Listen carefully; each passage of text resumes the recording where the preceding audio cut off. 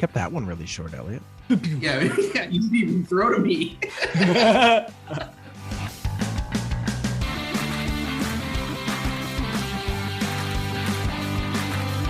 Hello, welcome back to HatTrick.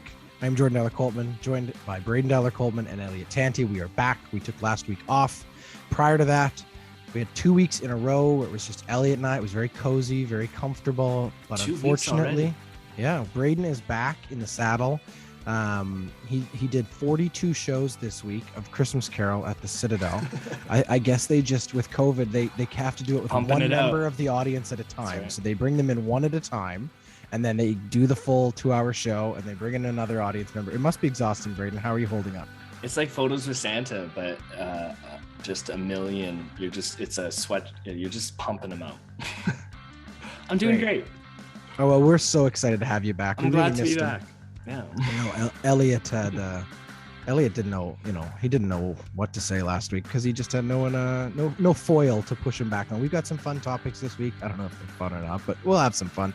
We are going to play one of our favorite games here on the show just to get us back into the Christmas season is upon us here as we move into December. This is our first show of the month of December. And as we wind down 2021, we're getting ready to start to review some of the stories of the year. We're not going to do that this week because we've got some news that we got to get to, and we will do that right now. Here we go with topic one. All right, first up, we have some breaking news this evening. We're recording this Sunday night. This will obviously come out Monday morning, so many more parts of this story will have unfolded by the time you listen to this. But very rarely, I think, on Sunday nights do we get to break news or be a part of the breaking news as it's happening. So we're kind of giving our first thoughts on something that we will obviously be digested and dissected over the coming days here. But the Canucks, we talked about Elliott a couple weeks ago. You and I, we had a good long conversation about what on earth was going to happen here in Vancouver with just, what was devolving into a very untenable situation. Fans very unhappy. The team not doing well. I believe they lost 7 of the last 10. Pretty much what we expected. Elliott Friedman, and then eventually Farhan Lalji here in Vancouver breaking the news that first there was a coaching change. So head coach Travis Green was fired. He'd been relieved of his duties along with assistant coach Noel Baumgartner. He was replaced by Travis Green was replaced as head coach immediately by Bruce Boudreau, previously coach of the Minnesota Wild, the Washington Capitals. I think he was at the Ducks at one point. So a veteran of the NHL. He will take over as the new head coach of the Vancouver Canucks, along with an assistant coach who takes the place of Noel Baumgartner, and that's Scott Walker. And then only a couple hours, or if it was even that long, after that, news breaking that the general manager, Jim Benning, had also been relieved of his duties, along with assistant general manager, John Wesbrod. So I think at this point, it looks like someone internal will take that job as an interim manager. I'm sure that in the coming days or weeks, they'll start to move towards changing that to be a more permanent thing. Although, as we talked about on the last show, sometimes general managers midseason, what do you really have to do until the trade deadline? So at this point, I think they're going to kind of try to do it by committee. It looks like the Sedins are involved. Stan Smeal apparently is still involved with the organization. It's starting to feel a little bit like it was like for the Oilers in those years where they were a little bit rudderless, where every once in a while they just called in some old veteran players and said, help.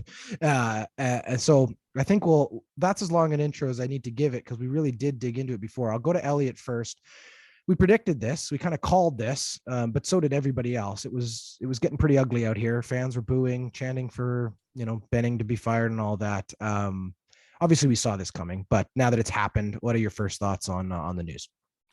Well, I was sort of kind of confused. I texted you before the show and said, so is Benning gone? Is it just Travis Green? What's going on here? They've sort of bungled this in terms of their announcement, talking through.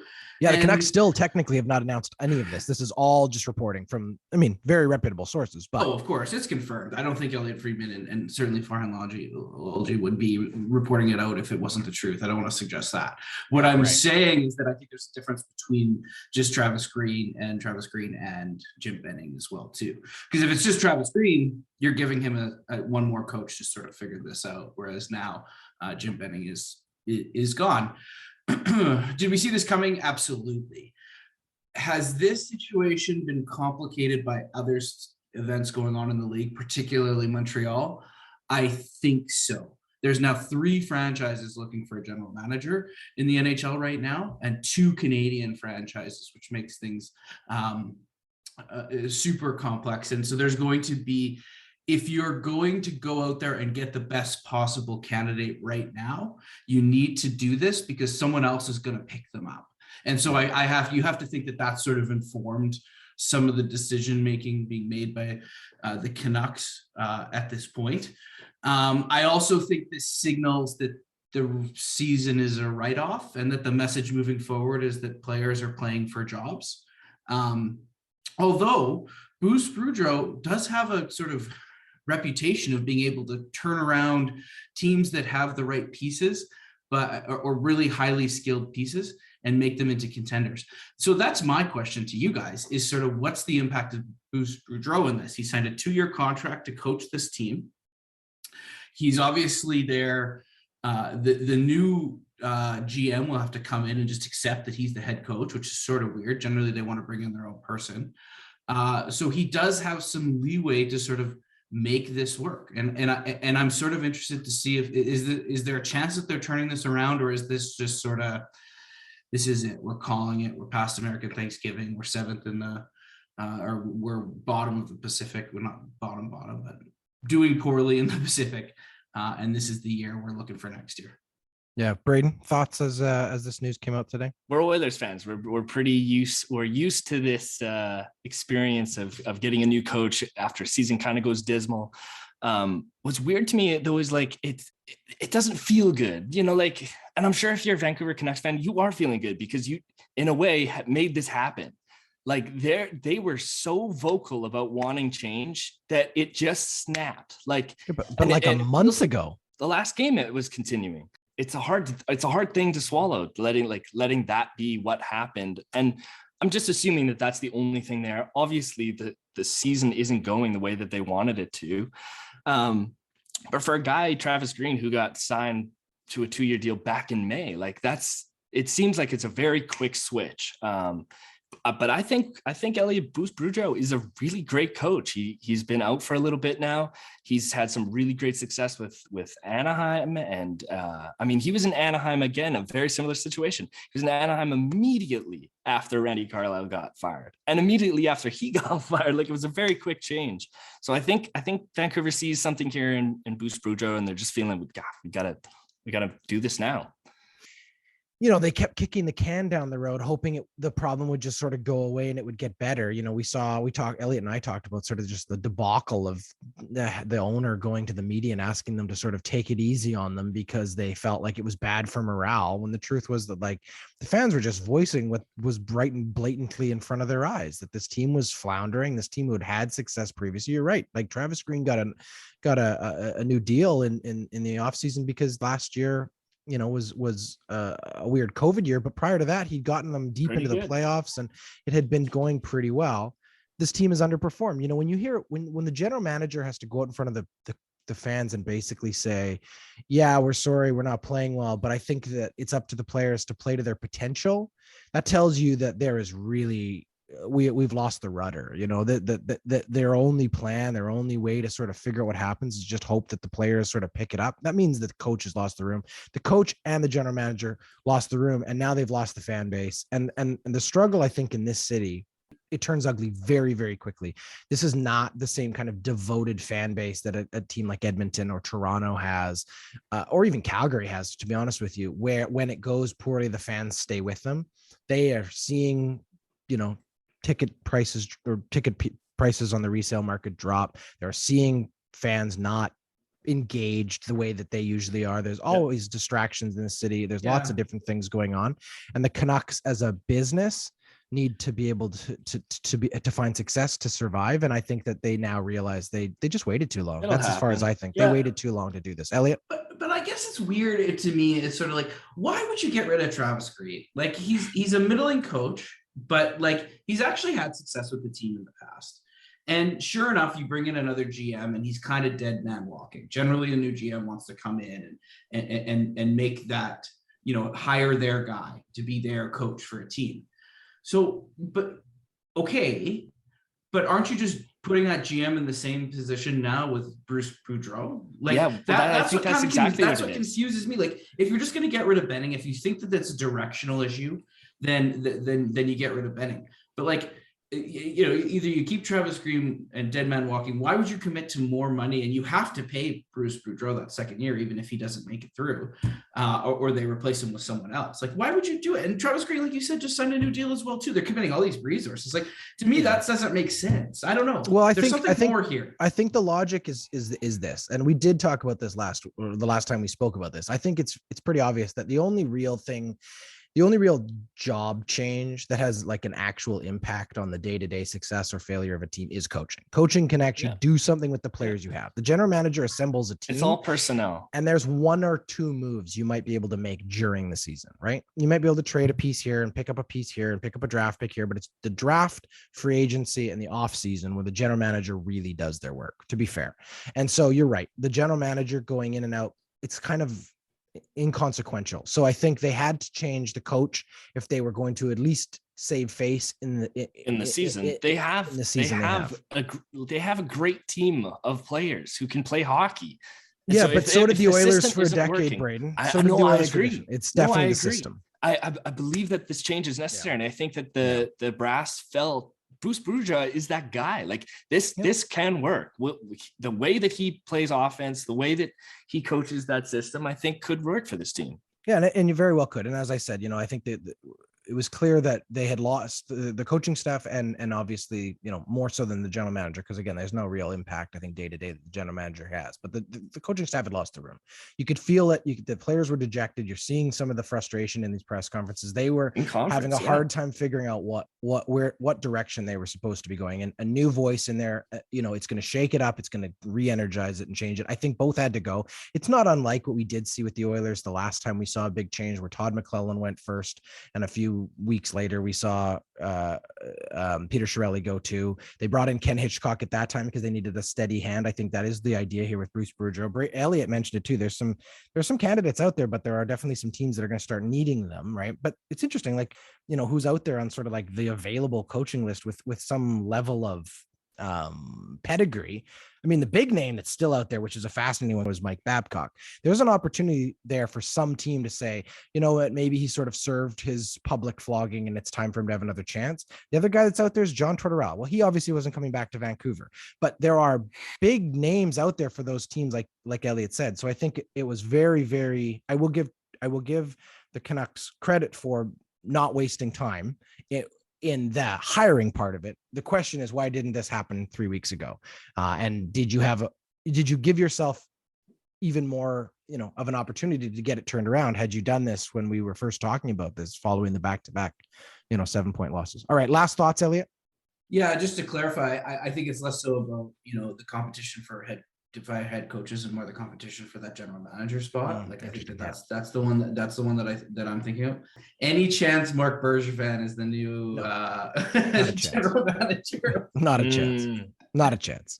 No, I don't think so. No, the other thing that's weird with Vancouver is Vancouver does have this similar sort of disease that Edmonton had for years and years and years, which is that it's like a family run organization with the Aquilinis. So they are desperate to bring in people that they have sort of like some form of relationship and trust with. And they did have that with Benning, and they will go like when they brought Trevor Linden back in. Look at who's on the list of people currently helping this organization. Both Sedins, Stan Smeel, a bunch of guys who've been with this organization. What if they bring in both the Sedins as the new GMs? Yeah, what a mess. You know what name has come up, and this is going to sound crazy, but I'm not kidding you. This name has come up in Vancouver in a serious way. All right. Is Kevin Bieksa. Now, it sounds insane. That's the kind of thing that's going on in this city.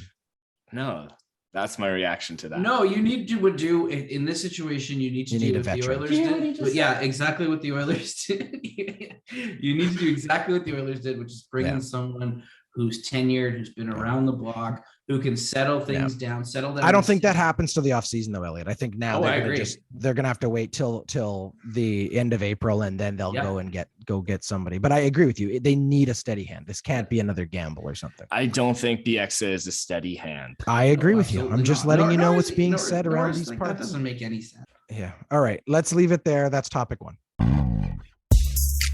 The Ordinary Podcasting Network is excited to announce that we have launched a merch store on our website. The store is full of ordinary swag, including t-shirts, hoodies, and hats. You can pick out something awesome and support your favorite podcast today by heading over to ordinarypodcasts.com. Okay, topic 2, my favorite sport, baseball.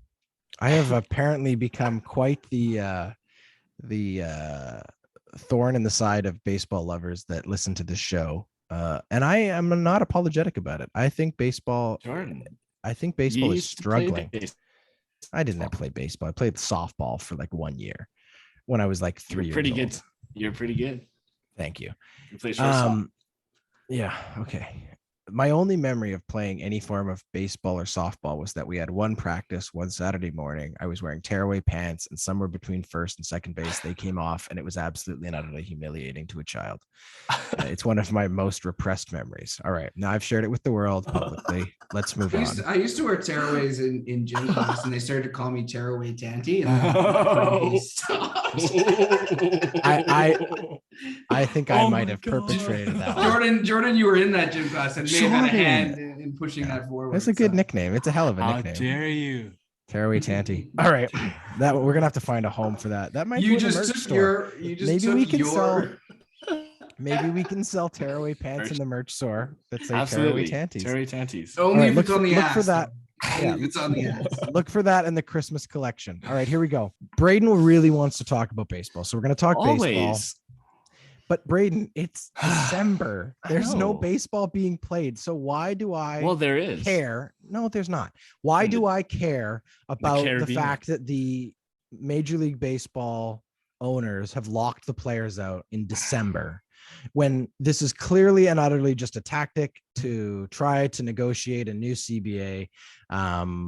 Let's get into it, because I'm fascinated to hear why I should care and why the media wants this to be so much more of a story than it really is. In December, we're talking about baseball.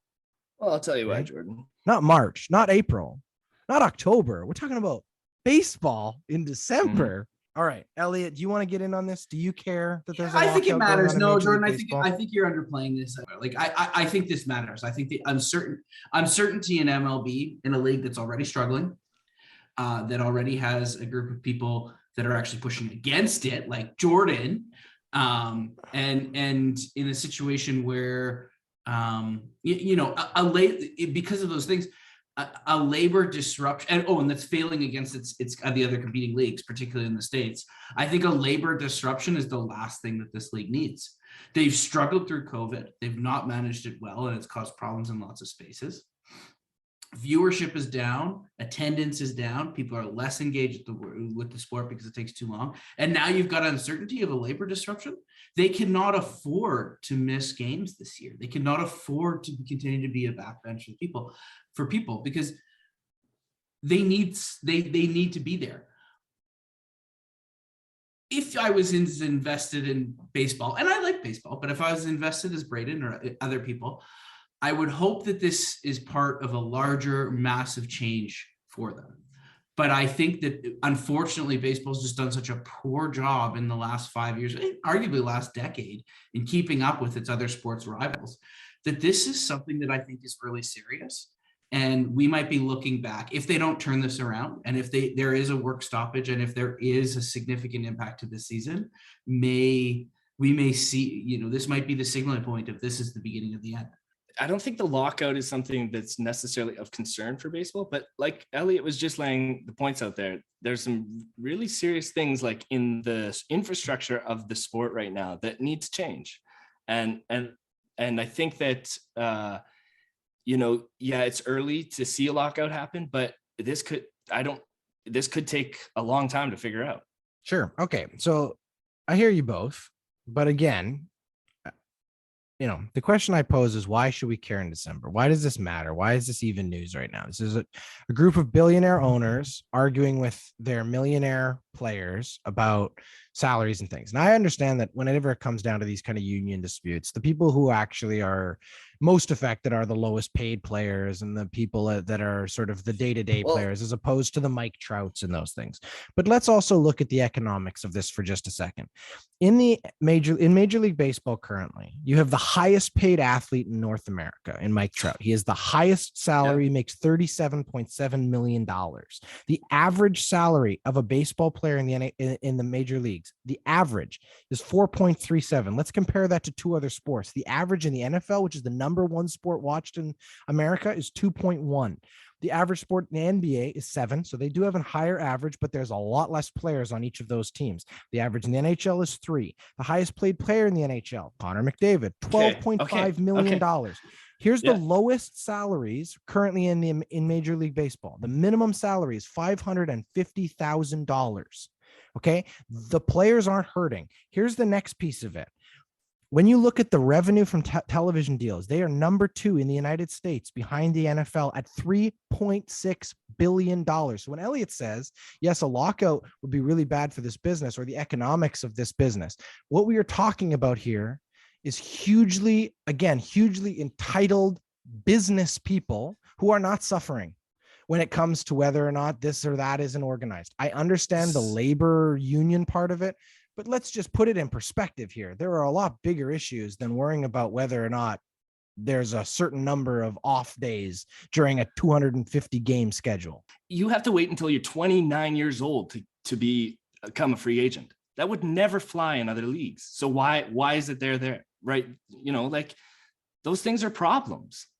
I guess they're problems unless you think about the fact that, again, what they're doing. So in that situation, that's a great point you bring up. There's the free agency part of it. But why is that there? Well, that's because without putting a cap on the salary, there are big market teams and small market teams. And the fear is that they recognize there are certain teams in the Major League Baseball who have not seen the playoffs in 25, 30 years because they are never going to be competitive with the current financial structure. And the truth is they know that if they didn't lock players into those organizations that they were drafted by, then those players would go and seek more money, bigger opportunities in other cities.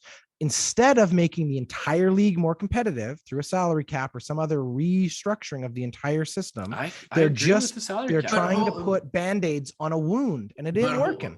But hold on, we're either going to talk about the structure and the negotiations going on between players and owners, which I don't think any of us are really in a position or qualified to really talk about in a similar way, or we circle back to Jordan's initial question: was why do we care about this in December? Yeah. Why does this matter, and why is this important?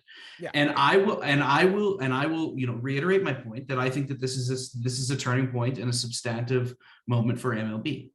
I think this is either a moment where MLB players and owners together come to terms with the fact that they are a struggling league that has substantive problems with a younger viewing audience that is being passed by other leagues and other forms of media entertainment. Yeah.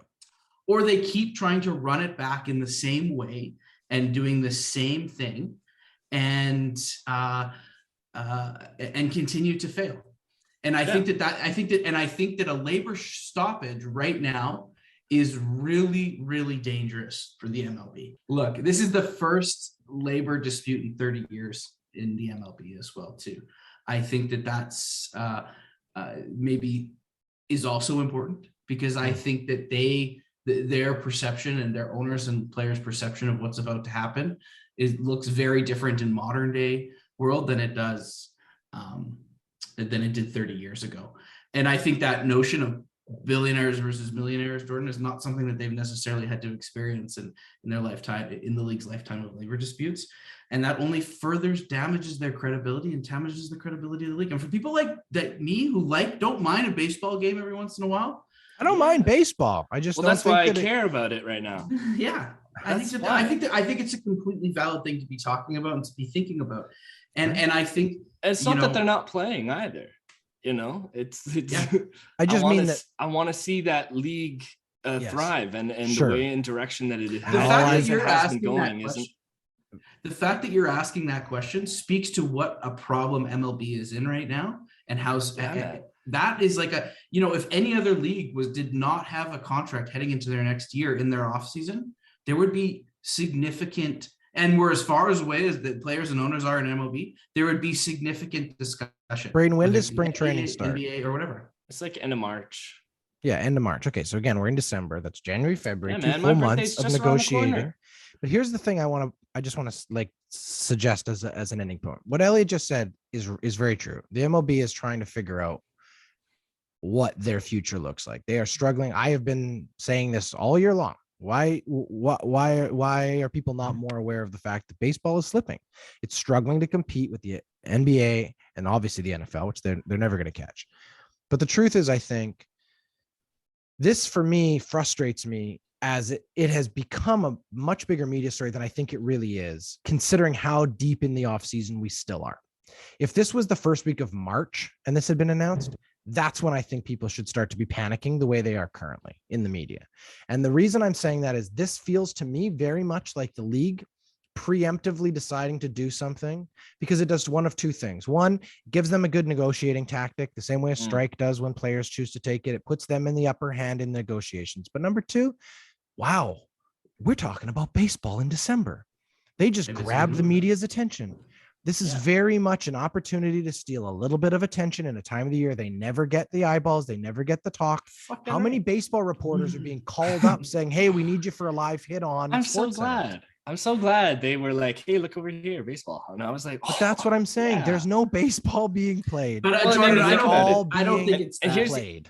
I don't think it's that I don't buy into that conspiracy at all. Labor disruption is a really significant thing and a significant impactor of sports. But where's the I'll tell you one more. Elliot? I'll tell you one more reason. I'll tell you one more reason. They're all on vacation. The current structure right now, the current structure in that CBA has huge bonuses. They're massive things. So we just saw a whole bunch of MLB players sign to a whole bunch of different teams, and that's basically free agency. Yeah. Yeah, but the disruption, there's that side of it. Like there's the nuts and bolts, like sort of dollars. But I think there is this is not like they're, have solved everything but the Olympics. Like we've had issues with the NHL in the past, right? Like there are significant gaps here, and it doesn't look like the players are going to give in anytime soon, and neither are the owners. And I think that the reason why it's the story that it is, you call it panicky. I think it's people who know the game really well and really intimately can recognize the massive gap that exists currently between owners and players. And these are not things that get sorted out overnight.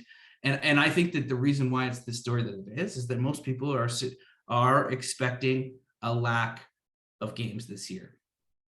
All right. So I think we should leave it here. Here's what I will say. We will tuck this one away in the archive. And when spring training starts on time. No. We'll be talking about baseball much sooner than that. When spring training starts on time with no real disruption to the normal schedule of played games, we will pull this out of the archive and we will remind ourselves that this was a huge waste of time. All right, that's topic 2. The Blue Jays will not get a single player until this thing is over. Oh, no. I'm not okay with that. Hey, guess what? The Ordinary Podcasting Network has a brand new show. If you're a fan of HatTrick Sports, then I promise you are going to enjoy the Backyard Basketball Podcast. Braydon and Elliott, who is one of the hosts of this show here, HatTrick, hosts an amazing basketball show with one of his best friends, Christian Steck. Together, the two of them will break down the NBA, news from around the basketball world, and get you caught up on everything you need to know. It's fun, it's fast, they have great conversation and banter, they love basketball, and you will love the Backyard Basketball Podcast. Subscribe anywhere you get your podcasts, and you can also follow them on Instagram at backyardbasketball_podcast. All right, here's topic number 3. We're going to play a game. It's Elliot and Braydon's favorite game. It's called Who Said What? That's Braydon's intro. He's great every time. He does it fresh. It's ready to go. Who Said What is a very simple but very entertaining game where I have gone and scoured the sports media landscape to procure 3 sound bites for each of the 2 contestants on the show. Braydon and Elliot will each have 3 opportunities to guess who said what. If they are correct, they'll get a point. At the end, we add it all up, and the winner gets to hold on to the trophy until the next time we play this several months down the road. All right. I believe Braydon is 2-0 playing this game, although technically he also beat our father when he came on the show. So Elliot, this is your opportunity for redemption, and I have done my best to prepare 3 that I think you should be able to get. And I've also hate this game. I hate this game. I've categorized hate's a strong them. word, Elliot. I've categorized them this week. So Braydon happens to host another show on this network that revolves around baseball. No, I'm sorry, basketball. Whoa. Because we would never have a show soon. dedicated to baseball. No, you can count on it. Yeah. Braydon, I will produce a baseball show, a podcast for our network with you. Okay. If you do it every single day of the baseball season. Oh, well, that means you have to as well. Nope. I just have to put it online. You have to record an episode every single. And then we're not doing this. All right, let's get back to the game. No. What a terrible negotiation. I thought Elliot said a minute ago. Major League Baseball is all about lots and lots of content. Okay, here we go. Let's flip a coin. If you're on it with me, Jordan, to go first. If you're on it with me, I will do. Talk baseball every day. Are you kidding me? That sounds horrible. I'd rather eat dirt. All right. Let's flip a coin, and the coin toss goes to Braydon. So Braydon, you're up first. I didn't even choose heads or tails. What did you flip? I didn't flip anything. I just gave it to you. It's called a coin toss. All right, here we go. Three basketball clips. Here's your first one. Are you ready? Yeah. All right. Oh man. Have you ever ate Oreos before? I was like, yeah. This is Giannis. You know, like when I came to the league, that was the first thing I ate because, like, when I was younger, I was always craving them, and I could never afford them. So I was like, okay, when I get a little bit of money, people go spend money in cars and chains. I'm gonna buy Oreos, right? That's Giannis Antetokounmpo, and I think that's something from either the off season or before. He's a big fan of nuggets, right? He loves his chicken nuggets. Is that right? Yeah. Christian said it's right. Christian says that was Giannis talking about his nuggets. All right. Well, we'll give you the point because the game is who said what. You got Giannis, but he's Giannis. talking about Oreos, Braydon. He literally said Oreos at the beginning. What are you listening to? Well, maybe the recording. I couldn't hear that. Well, how about you? Could you hear talking about his Oreos or his nuggets? I heard your Oreos, but I wouldn't have known who that was. All right, Braydon. Well, The reason I guess I get half a point, maybe. Right. No, you get the point. You guessed Giannis. So you get that one right. 1 point for you. The funny thing about it is, I guess he did have that quote in the off season, but apparently he tweeted the other day that he also had just discovered that you can dunk Oreos in milk. Oh like no one told him this. So big Oreo fan there in Giannis. So fun fact, Braydon, he loves nuggets too. well, there you go. He's into dunking. Hey, all right. We're on to Elliot for your first one. Are you ready, Elliot? This one is a little topical for you. All right. Yeah. Tropical? Way to buy in. We're really hard to play a team to play against. Is everyone buying in right now?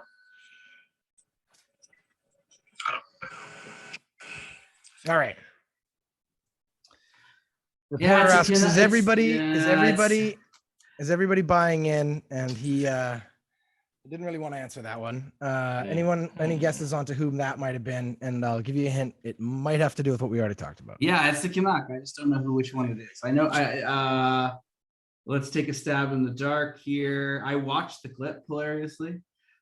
Is everyone buying in? I don't know. Let's go Bo Horvat. Sorry, Do I get to guess? You can guess, sure. Huh. Well, okay, so this was the thing. This was the impetus. This you can't have this. You can't have a player have this reaction in public. This isn't good. I think that was JT Miller. I think he might get traded this season too. I think he might be one of those assets about that. They go, hey, this thing could turn something into I had lined this clip up before the news broke today, so obviously it was going to lead us into a quick discussion about the Knuckleheads, but we already did that. So there you go, Elliot. Unfortunately, you are already trailing. It's not looking great for you, but here we go with number 2 for Braydon. Are you ready, Braydon? I am. All right, here we go. No, I just want to say ahead of time, the audio on this one, not great. So listen very closely. And if I have to help you, I will, but it's still a relevant clip. Okay. And I just want to say this better be about baseball. This one's basketball. Here we go. What you say, the Crip Arena? Oh, I didn't know what you said. My bad. They said the Crip Arena. Hey, man. Whoa. Could you hear it? It sounded like three guys talking in a porta potty or something. No, it was just a bad recording, but it was a press conference. The question asked was about a new name for an arena, and the player had a funny response. No, I didn't hear this. Oh, shoot. In basketball. Yeah. I guess I would say Anthony Edwards. Sorry, buddy. He's a funny guy, man. No, it's another character from the league. Can you think of a new name for a famous arena? An arena that's just about to change its name. Elliot, you want to take a guess at least at the location? Yeah, it's the crypto.com arena, isn't it? And it's the same guy who made the jokes about vaccines, or where he did that whole thing where he did that whole thing about like, I don't believe that they won the championship because I didn't see it. I saw it on Facebook actually that there was something else. Anybody know who that is? I have no idea. His name is Russell Westbrook. I have no of the idea. Lakers. That's not who I thought it was. No, it's Russell Westbrook.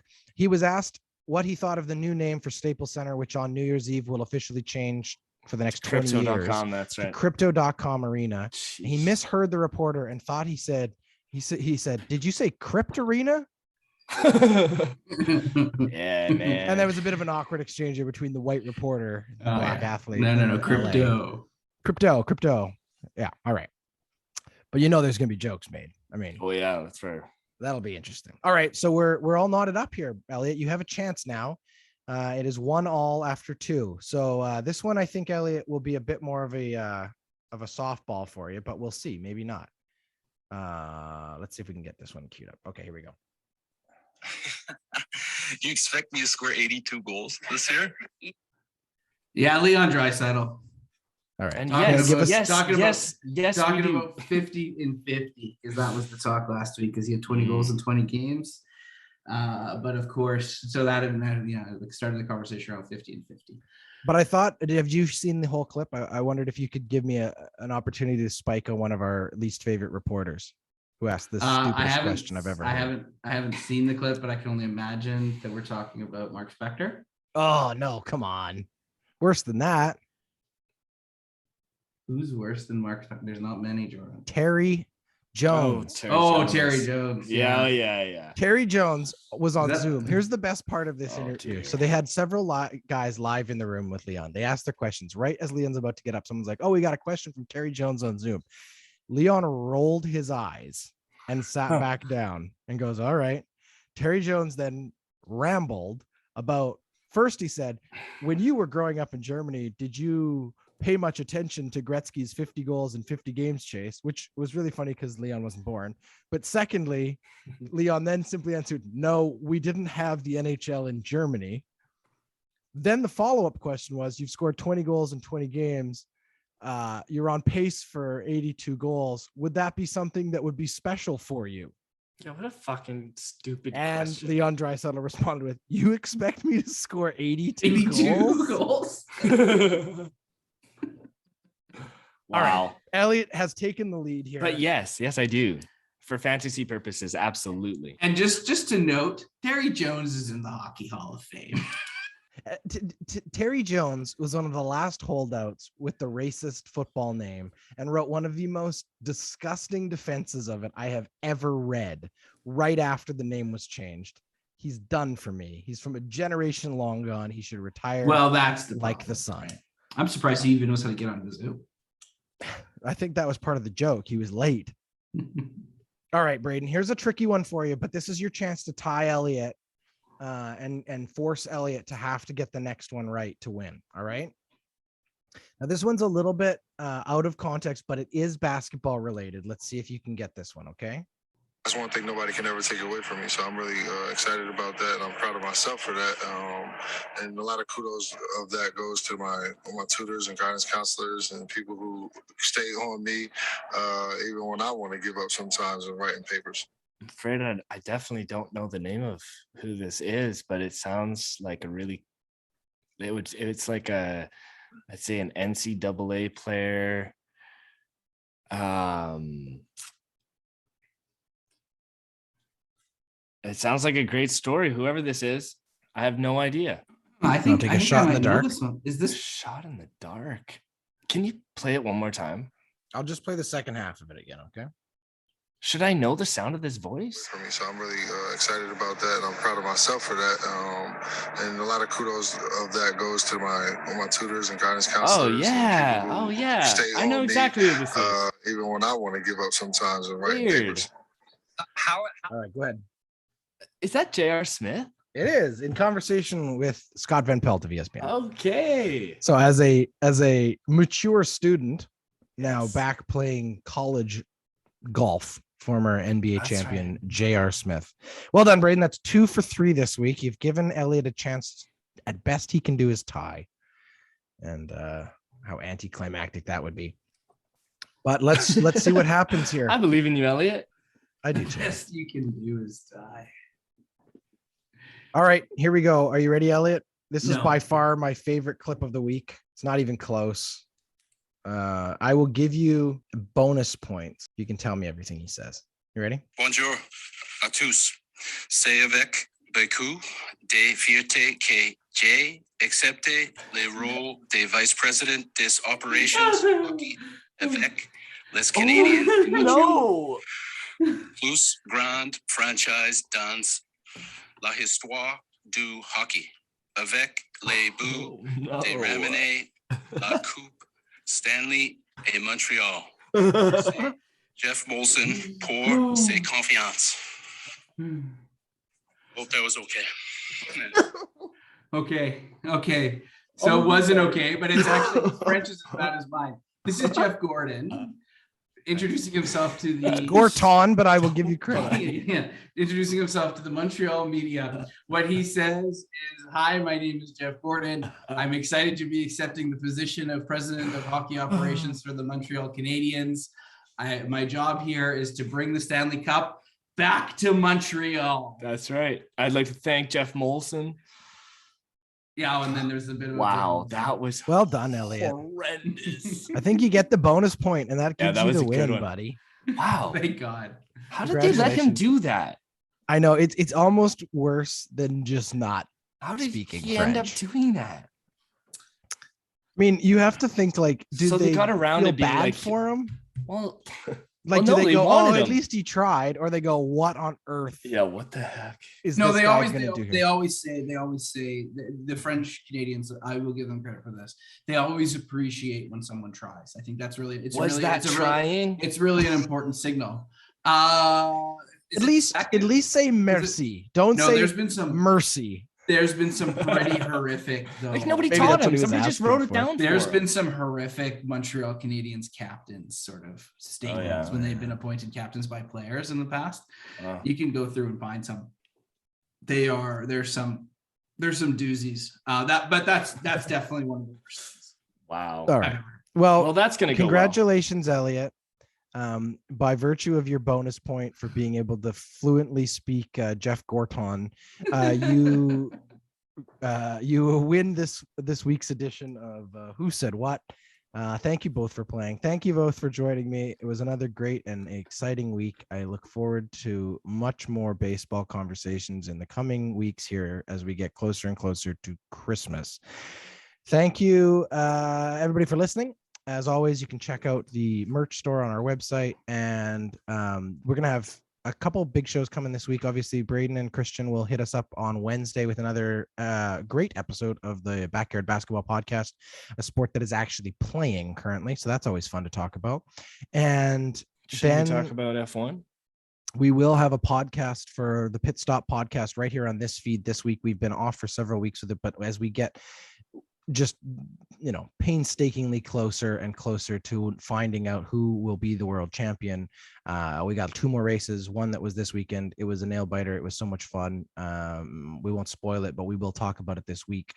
So if you haven't watched it yet, Braydon, go watch the race. If you can't watch the race because you didn't record it, check out the highlights and then check out the Pit Stop Podcast later this week. Until next week, thanks for listening to HatTrick, and that's our show. HatTrick is a member of the Ordinary Podcasting Network. It's produced every week by Jordan Dowler Coltman and Braydon Dowler Coltman. You can follow us on Instagram, Twitter, and Facebook. Thanks for listening. Don't put me on the spot here. You picked this topic. Well, nobody else suggested anything. Well, we wanted to talk F1. Look, Braydon, some of us did our work in here and know that this is the first 30 Save years. it, Elliot. We'll Save be able it. to- Save it. Save it. Here we go. The Ordinary Podcasting Network wishes to acknowledge that the lands on which our conversations take place include Treaty 6 territory, the traditional meeting ground and home for many Indigenous peoples, including the Cree, Dene, Saulteaux, Blackfoot, Métis, and the Nakota Sioux peoples, as well as the unceded territories of the Coast Salish peoples, including the territories of the Musqueam, Squamish, and Tsleil-Waututh nations. We acknowledge the many First Nations, Métis, and Inuit whose footsteps have marked these lands for generations.